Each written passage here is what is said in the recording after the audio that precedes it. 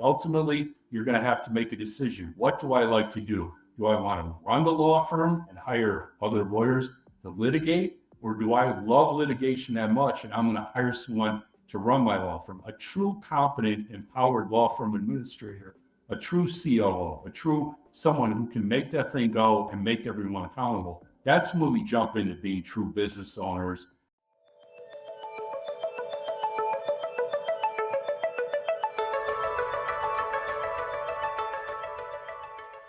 Hey, law firm owners, welcome to the Your Practice Mastered podcast. We're your hosts. I'm MPS. Hey, MPS, and I'm Richard James, and I'm excited to be here today, my friend, because I've got somebody that I consider a friend. We've been in and out of our world now for almost a decade, probably, real close to it, and he has helped a number of our clients through the years see the truth about what's an important protection side of their business, and he works only with law firms and knows their story inside or out. So, Michael Carroll, I'm super happy to have you here today, not only as a friend, but somebody I think could bring some real wisdom to that lawyer who's listening out there, maybe struggling with what they're going through, and give them a little light at the end of the tunnel. Amen. Yeah, it has been a good 10 years. You've had a great run. But most importantly, the law firm owners, insurance can be an extremely confusing or pain in the neck item. We're here to share today. It's not that difficult. There are systems and workflows to make it very easy, yet a little affordable. But thanks for having me. Hopefully I'll share some very useful and exciting, or at least as exciting as insurance to me. Well, you're a lot more exciting than your topic may lend itself to. So, Michael, I'll let you drive the bus, MPS, see where we go from here. Yeah, Michael, why don't you kick us off, break the ice a little bit? What's something that maybe not everybody knows about you? So in terms of who I am and I look at what made our relationship so good between Richard and me is the fact that we talked about that. You've heard me say this many times before. A great chef does not make a great restaurant owner. And it doesn't matter what kind of business you're in, whether it's in the law business, the insurance business, whatever. If you don't understand the fundamentals of what it is it takes to run that said business, you're going to fail. One of my favorite shows is Bar Rescue. John Taffer, if you're familiar with that show, he's a wild man, he's a maniac, but he gets in your face. I don't think any of our styles are quite that aggressive, but it drives home a point. It's great entertainment. If you don't know what you're doing, you're going to fail. You can be terrific, a technical wizard, as all lawyers are coming out of law school, incredibly intelligent people, but running a law firm is something that you need someone to lead you out of that, and I play a small part of that in the insurance portion of it. And I'll add this, when I have, through the years, interviewed thousands of law firm owners, and I say to them, what's your biggest pain point? And you think the answer would be lower my premiums, better protection. Those things are all important, but you know what they say? I hate that damn application. Every year I've got to fill out that doggone application. What a pain in the neck. I can't stand it. Well, we've streamlined it so it's so much more user-friendly, so you don't have to go through the repetitive cycle of 1983 technology with 84 copies of the same application that have been scanned, and then you have to print it and you have to complete it in a hand. That is nonsense. It's confusing, it's frustrating, and it actually opens you up for a potential claim down the road. We've changed all that. We make it easy for you, easy to understand, and we go from there. So that's where kind of the Cliff Notes version of what it is I do, and we can get into specifics of what law firm owners need to really keep an eye on that will keep them properly protected. Michael, my name is Richard James, and I hate filling out applications. I will admit. Agreed.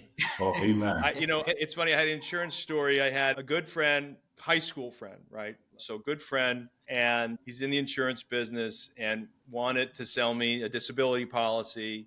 And it made all the right sense for all the right reasons. And I said, yeah, go ahead. Let's rock and roll. And he goes, okay, I sent you all the paperwork from the said underwriting company that was going to do it. And it was a PDF that I was going to have to print out.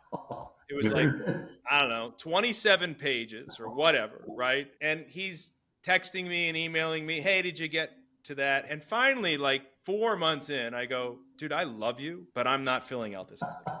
Here it is. I said, so I don't know what to tell you. And he's like, yeah, my hands are tied. This is the only way they whatever. And that was his answer. And I don't know if that was his best answer. And I don't know if that time that was his only answer. He lost the fundamental commission because of that, because I didn't want to deal with it. And so pause right there. So let's look at that through the lens of the law firm owner. law firm owners and their legal staff oftentimes view their position in a way that, hey, listen, you have this problem you need to solve, and I'm here to help you solve it. And I'll solve this really difficult life problem that you have. And boy, they do God's work. God bless them. But they look at the client and they go, I don't understand why you're not just getting me everything that I need. And they don't think about, boy, how could they just take the time to make what you have to get from the client easier to acquire? Correct. There's lots of software out there. There's processes. There's customer service stuff. There's all sorts of things. And usually the way that it goes is client hires law firm says client email, law firm starts calling client, bugging them for information that they didn't send them. Client gets aggravated because they're frustrated. They don't know how to give them what they want. Client calls law firm, can't get anybody on the phone. Client fires law firm and leaves bad review, right? This is part of the process. And it's oftentimes because the lawyers who own law firms, a lot of times, not all the time, for those of you that do this well, good on you. But for those of you that don't even think about this, I inspire you to think about it. A lot of times law firm owners never even stop to consider what the client journey should be like. And the fact that you opened up with that, Michael, is so telling about who you are and who your company is and how you think about the customer journey. I remember, Michael, the first time we were introduced to one another, I made a whole program around this, by the way. I ethically swiped and deployed this story. But you sent me a box. We had one interaction, and you sent me a box. And I got this big box, and it was about, 18 inches tall and 12 inches wide or something like that. I'm like, who the heck? And I open this up, and out floats a balloon. That's right. And on the bottom of that balloon was popcorn. That's right. If I remember correctly. Flavored popcorn. And on the bottom of the popcorn was an envelope from you that was like confidential, must open, whatever, Yes. had a copy of your book and all this stuff. You made an impression on me forever because you started thinking about the client journey we were going to have together from the very first interaction. That's right. MPS, I don't know if that leads to another question for you, but that was Michael Carroll's and my first introduction. Oh, absolutely. I mean, let's face it, we all believe we're the best at what we do, or at least we should, right? But at the end of the day, it's like the movie Dumb and Dumber. The great Dan Kennedy talks about the inbred marketing, the old days. I'm dating myself, but go back to the old days before the internet, the phone book. The ads were identical, and they got generationally dumber as the years went on because, hey, the Smith Law Firm, who's been in business since 1923, this is 1980, let's say, what was going on in 1923 is decidedly different in 1983. But if they've been doing it, it must work. That's not necessarily true. So it's the same idea that if we don't come in with a story and have a wow factor, we're going to just be one of the same. Then you become a commodity, and it becomes maybe this law firm only charges $300 an hour. This insurance premium is only $5,000 a year, $2,000 a year. Name that tune. I can name it in 5 notes, 4 notes, 3 notes. Again, I'm dating myself with old game shows, but what it comes down to is if we just position ourselves as a commodity, we'll be treated as such, and rightfully so. So we reap what we sow, and you need to come in, you need to catch that attention. Because at the end of the day, everyone watching this, from a law firm owner to Rich and Michael, your business, to my business, we're in the infotainment business. Whether we want to be or not, whether we like to sit in front of a camera and say, man, I look old or tired today or whatever, we're all going to age. That's all in your own head.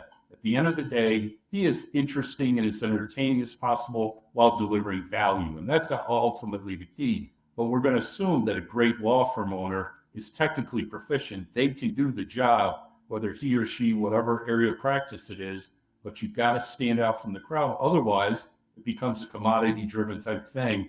And you described a process in every business, Rick, the sad, ugly tales that far too many businesses experience, and they wonder why they're failing. You just nailed it. That's why. But yeah, stand out. We're in the infotainment business. And Richard, you do a tremendous job with that, and you do. I mean, you just come off as every single time, and please take this in all due respect, that I speak with you, I feel better about being alive. I mean, you're just that kind of a guy. I can see it with Maria. I see it now with your son. I mean that sincerely. When I brought Nick Reitmauer, who does the life insurance in our office, he was like, Why, this guy is like, he's inspirational, man. I really like this guy. And my sons, and this is true, my oldest and my youngest son, both, they've seen I've had a nice life and I do well. And I thought for sure they want to take over my business. Oh no, coming to your event, they want to be law firm owners. My oldest is a lawyer, as I shared, and my youngest is just got accepted to law school. They said, I want to be like those people because you transform their lives.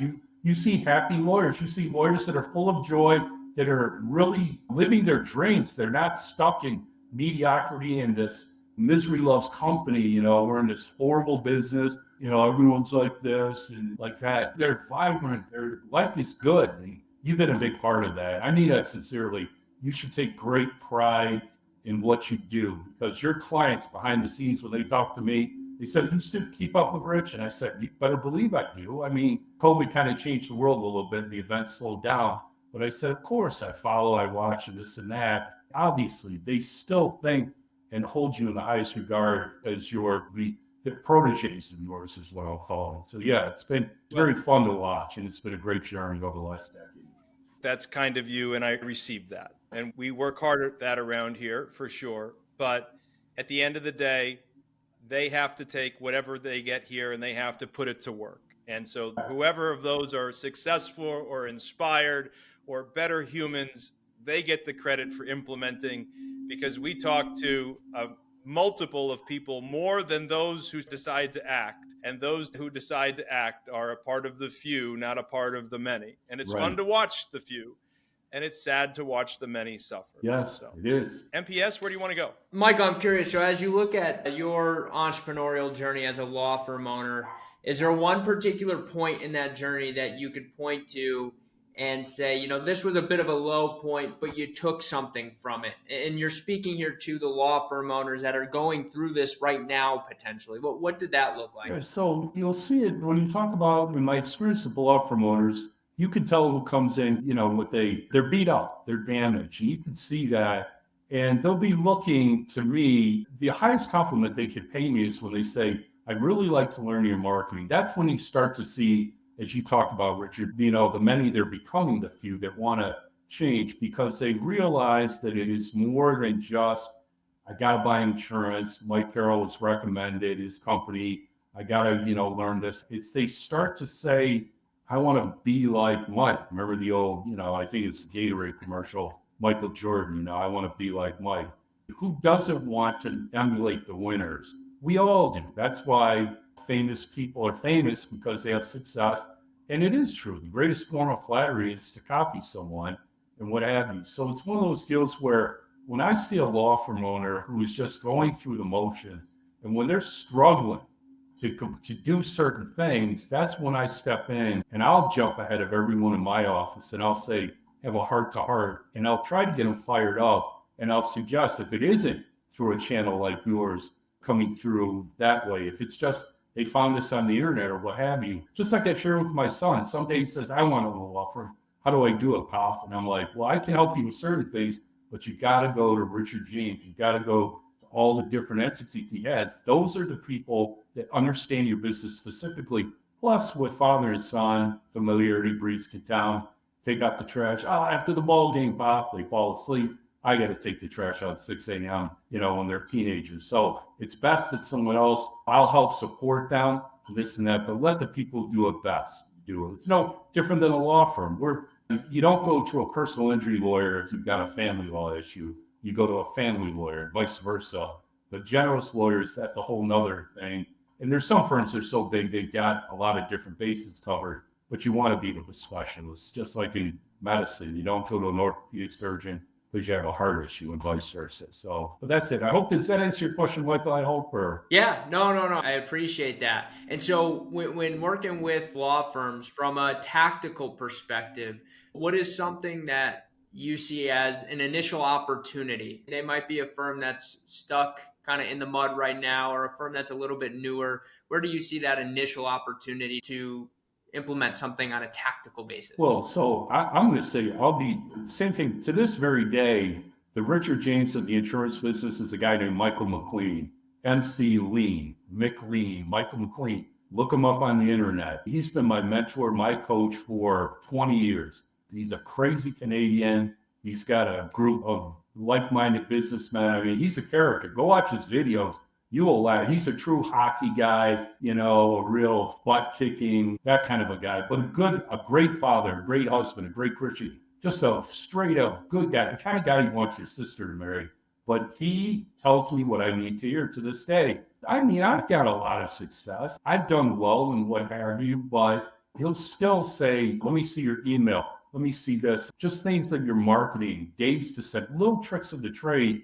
And that's the first thing. I want every law firm owner, I will suggest highly, because how that benefits me is a successful law firm owner is a happy law firm owner who understands the importance of workflows and systems. And that's really what everything begins with. If you're any type of a sports fan, if you want to know how athletes or coaches are successful, study Bill Belichick, study Nick Saban, study Lou Holtz, study Tom Brady, study Michael Jordan, study Kobe, the great Kobe Bryant. Those folks worked, they had a system, they were rigid, but it wasn't a 70 hours. And I did that in my business. I was just going to work every day. I was in my 20s. I'm 60 now. I could work 70, 80 hours a week. I thought I was being a great dad and a great husband. At some level I was, but I could burn it at both ends because we're young like that. But ultimately you start to realize there's got to be more to life than just grinding. It isn't that I want the 5-hour work week. There's a book that's actually out that's, called come on, that's horse rubbish. That's fantasy sold as reality. But to get into a balanced life, and let's face it, if we want to be, super successful, we got to be imbalanced to this side to get balanced to that side. But ultimately, you want to get back to the middle there. So I would suggest, the first thing I always suggest, watch a video, join someone like Richard James. That is where you're going to begin it. Then where do I fit in?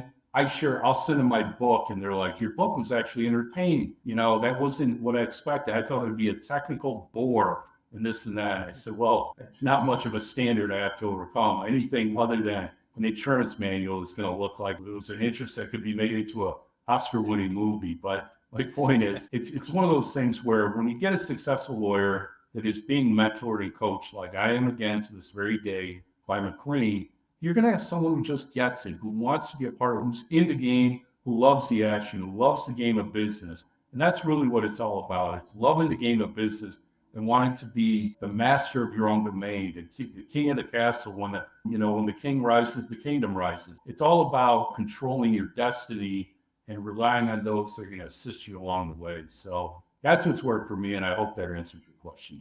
Yeah, I'll plus one on that, Michael.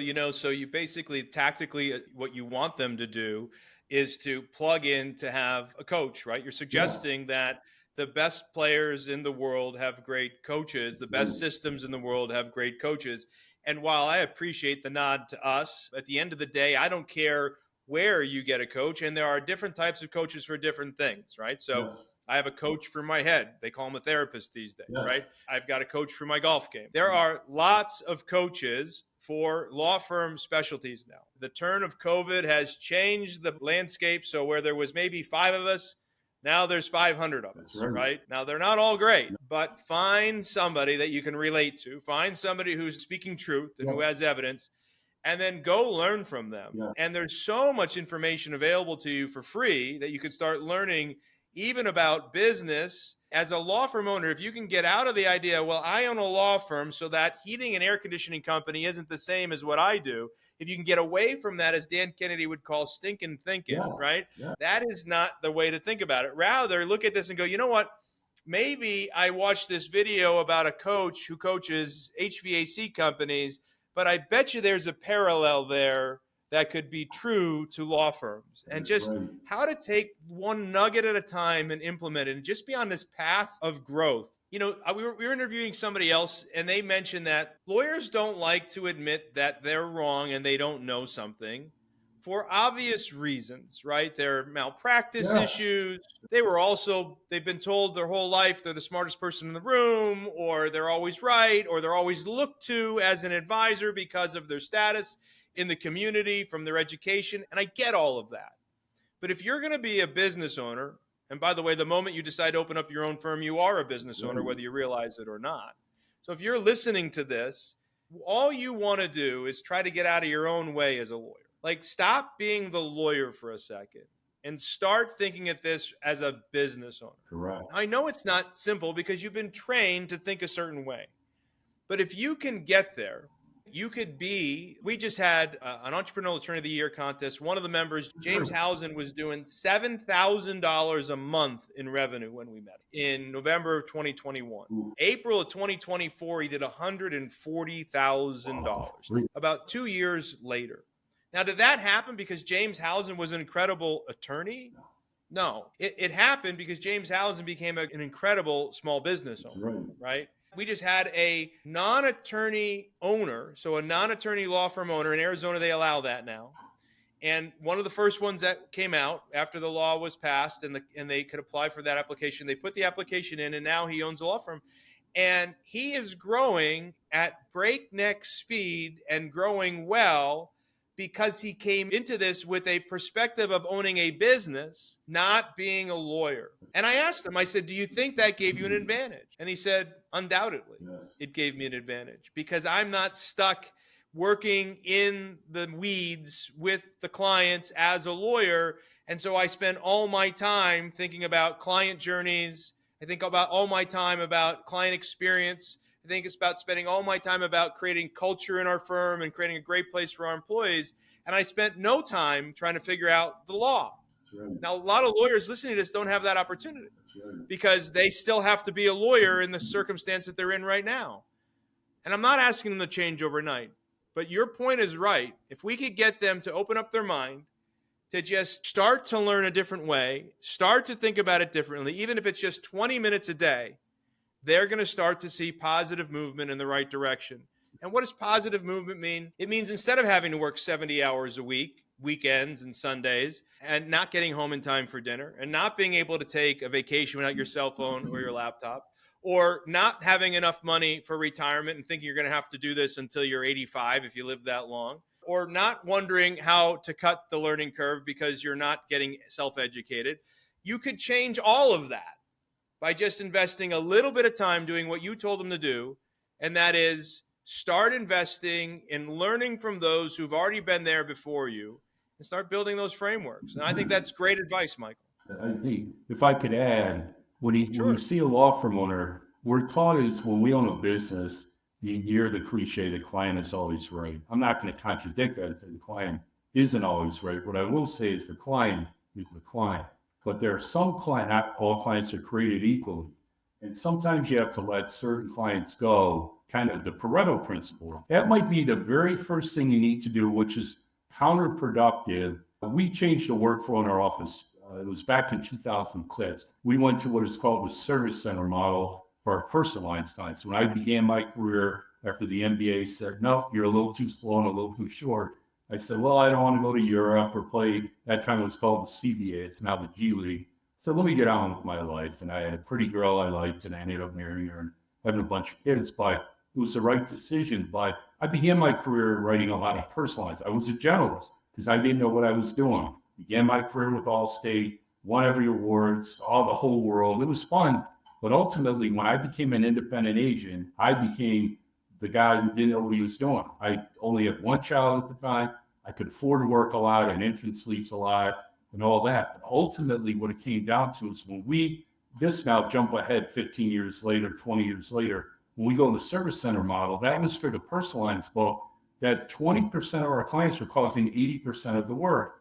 A lot of times retired folks want to come in and chat with me. Everyone watching this today can say, that Carroll guy can talk. Oh, I can talk. My law firm owners know, talk with Jody. Don't talk with Mike. Mike's been talking about the playoffs, the Red Sox can't hit, but they could be. I'm full of it, man. That's that Irish in me. But ultimately, we lost 22% of our clients, that was a lot of revenue, but our profits went up 27%. So there's your answer right there. So if you're a lawyer watching this, a law firm owner, and you want to free up some time, I guarantee you, just like any business, you've got some clients that abuse you. Not because they're bad people or abusive in the harsh sense of the word, but they take advantage of you, and you're not billing them every hour because half the time they're chewing the fat about their kids or grandkids or sports teams or life in general. Don't get started on politics. Oh my goodness. I mean, it can go on and on. But the point is, you need to back some of those people out so then you can take the time to create the fundamental. Because as you said, if you need to be the CFO and the COO and practice law, that's what you got to do in the beginning. But ultimately, you're going to have to make a decision. What do I like to do? Do I want to run the law firm and hire other lawyers to litigate? Or do I love litigation that much and I'm going to hire someone to run my law firm? A true competent, empowered law firm administrator, a true COO, a true someone who can make that thing go and make everyone accountable. That's when we jump into being true business owners. And like you said, no business owner is successful likes to admit they're wrong. We all have egos. We're all driven people. We all have that gusto. We want to go. But you do need to be able to look in the mirror and say, most of us watch the Brady roast. They were saying, Belichick, you guys, Foxborough High, I can find a quarterback better than you, Brady, at Foxborough High. You stink. And I'm using the rated G version of the language those fellows use. But my point is, that's the kind of feedback when I stink, and I've got to be held accountable. McLean's that guy in my world. I use outside of my business because everyone in the office, I'm physically a big guy. It's a yes man thing. Everyone's going to tell you, you're the best. Yes, sir. Whatever you say, sir. I don't need that. I need someone to tell me the truth. I'm not looking to beat myself up constantly. I just need to be told the truth. So again, a law firm owner, there's easy ways to get rid of these things so you can free your time. It'll be the greatest feeling in the world to say, what's the worst thing that can happen? I lose this account. I was successful in life before this client. I'll be successful after this client. And that's such a freeing feeling. You're like, life goes on. Even if you hate to lose a client. You somehow just lost it. Someone blew it, or their kid became a lawyer, or someone joined the church or country club. They just left you. It's going to be okay. You'll be all right. You'll free that time up, and you'll come back better and stronger. So hopefully that inspires a lot of law firm owners that it isn't the end of the world when we lose a client. And it's even healthy to sometimes fire a client. You'll know right away who that list is, and it'll be the best thing you'll ever do. It was for me, at least. So, yeah. Great advice. Yes. Very much so. I'm curious, Michael, what's got you fired up and excited today? Could be personal, could be business, could be both. Personally, I'm a big family guy. Being Irish and Italian, America's the greatest country on earth. I've got my folks are alive at 90 and 84. Got a beautiful bride who supports me. She's a great partner in life. She's just tremendous. My children are all healthy and successful, grandchildren. That's where I tend to go. I have a relationship with God. I'm not going to run from that. That's a big deal to me. Send my prayers every day to know that even though things don't always go the way we hope, I lost my oldest dog. It'll be 5 weeks ago today, Big Brady. Brady was a big boy, 95-pound Labrador. He was 12 and a half. He had lived a great life. For us dog lovers, that's a sad day.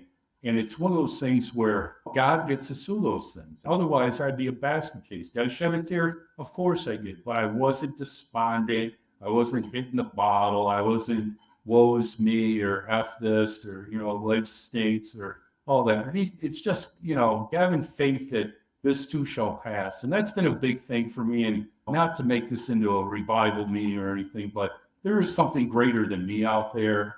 And to have a relationship with God, and just to pray every morning and say thanks at night has been a big relief. And as business owners, it's easy to hit the floor, get on that cell phone, check emails, and not get into a healthy routine in the morning. To just take that first half an hour, and that's at least, and then you can expand on that with some reading. I like to read. I'm a big reader. I love reading books.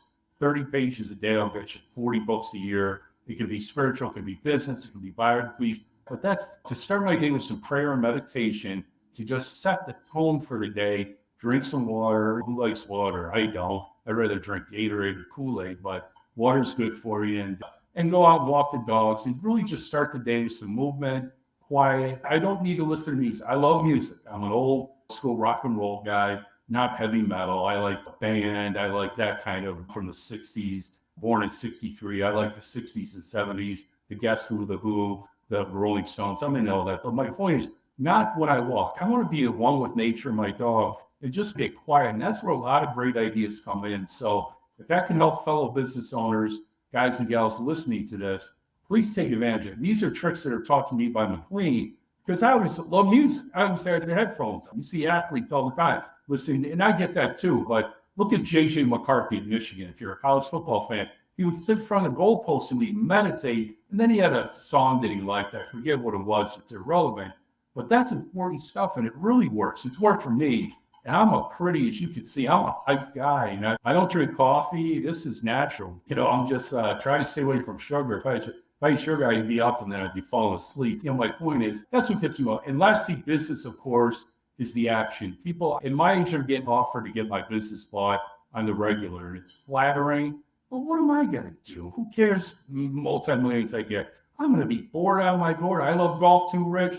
I've been as low as a 3 in my prime. I'm like an 11, 12 today because I was busy being a dad and chasing around the combines and college football Saturdays and all that. But my point is, I love the action of business. And I want everyone watching this, especially law firm owners, my favorite people who have made my life the way it is, to have that same excitement that, like, you want to keep going. You got an asset that's going to be worth a lot. What do you want to sell? To be excited that your feet hit the floor after you set your day and you're ready to conquer the world. So you're asking a guy that's going to rah. I'm a cheerleader for life, man. I mean, I'm blessed beyond belief. So sorry to be so corny, but that's who I am, man. That's not corny at all.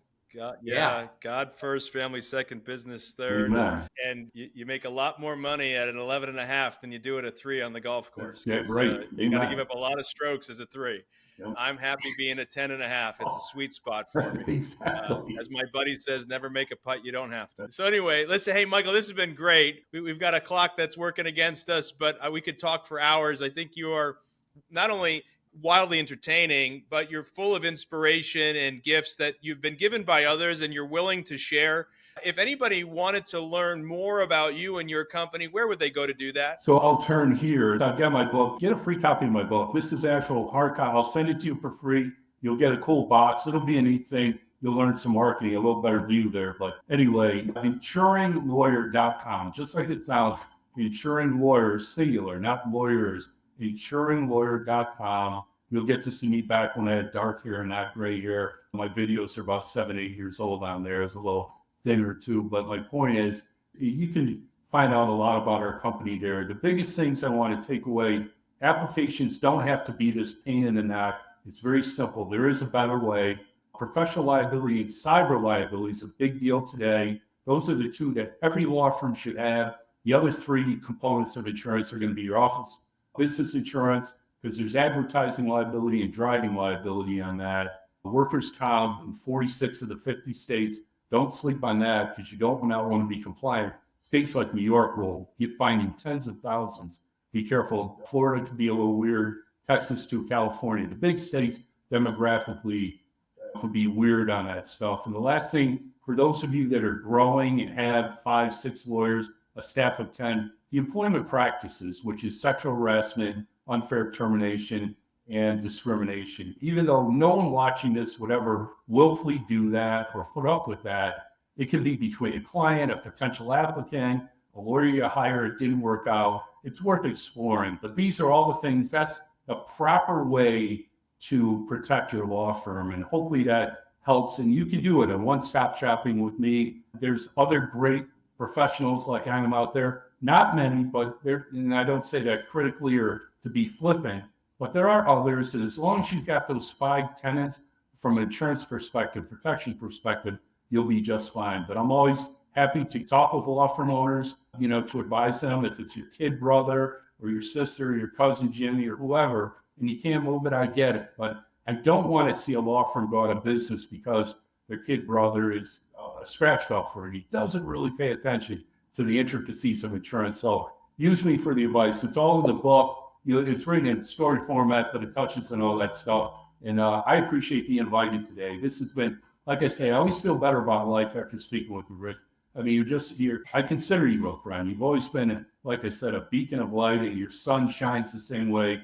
Your beautiful bride, Maria's the same way. And I mean, I really appreciate you all. You're doing great work out there. And if I can say so, I believe you're doing God's work. Because when you help business owners out, that helps their family, their kids, their grandkids, and society as a whole. Successful business owners, those of us that are small business owners, are really the backbone of America. And that's why I have so much gratitude to be involved and to work with people like you. And hopefully I can get back some of that too. So thanks for having me on today. Truly appreciate it from the bottom of my heart. Oh, you're welcome, Michael. I appreciate you being here. Again, as I love that you shared with everybody. MPS, wrap us up. Yeah, thank you, Michael. Really appreciate your time. And to the law firm owner listening to this, if this isn't your first time listening or watching and you got some value today, which there was plenty to get, make sure you hit that subscribe or follow button, turn those bell notifications on, and show Michael some love down in the comments. Let us know if you've got any questions. But we appreciate you investing your time and being here today.